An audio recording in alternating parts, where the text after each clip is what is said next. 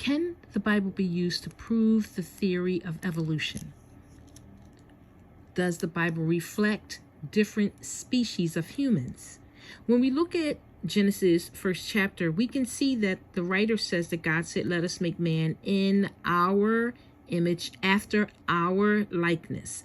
But in the 27th verse, the writer says, this is a King James Bible, by the way, the writer says that God created man in his own image. Does not mention likeness. It says image. In Genesis 5, the 5th chapter, the writer says, in the day that God created man, he made him in the likeness of God. Okay. So in the 5th chapter, the man that was created was in the likeness of God. In the 1st chapter, the 27th verse, it says that God created man in his own image. So this man was made in the image of God. The man in Genesis chapter 5 was made in the likeness of God. Are they two separate species? I'm in the book of 1 Corinthians, the 15th chapter. We're going to try to bring this full circle. And we're going to move on to the 47th verse. Actually, we're going to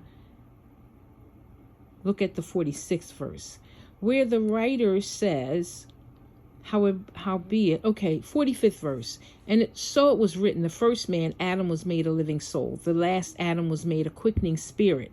Howbeit, that was not first, which is spiritual, but that which is natural, and afterward that which is spiritual. It says, the 47th verse, the first man is of the earth, earthy. The second man is the Lord from heaven.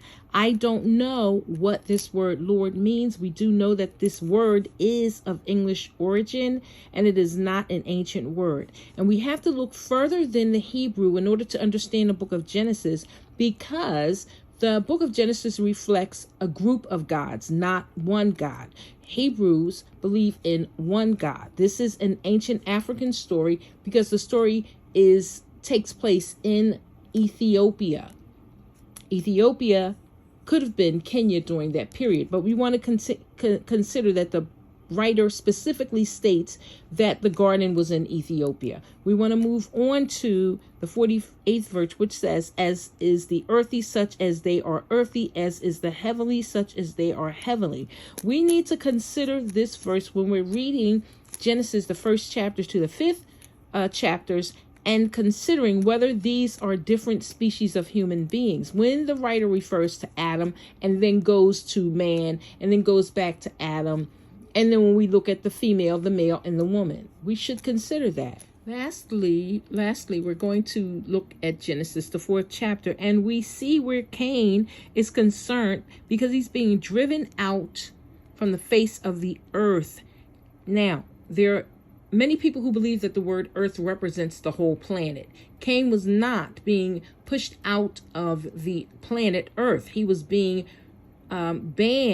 banished, exiled from his homeland, which lets us know that the word earth means region, land. And we should consider that when we read the story of Noah, because the word is earth is used, that the earth was destroyed. That does not mean the planet. It means a region. Please consider that it means a region.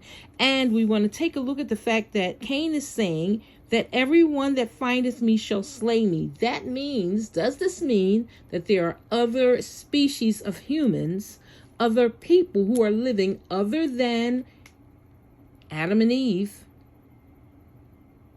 that there were others?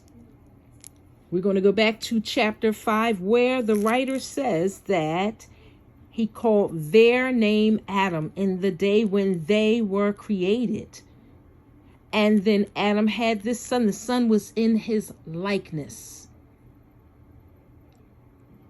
and after his image. Going back to Genesis chapter 1, the first man was made in the image of God. The second man was made in the likeness of God. Again, are they different species of humans?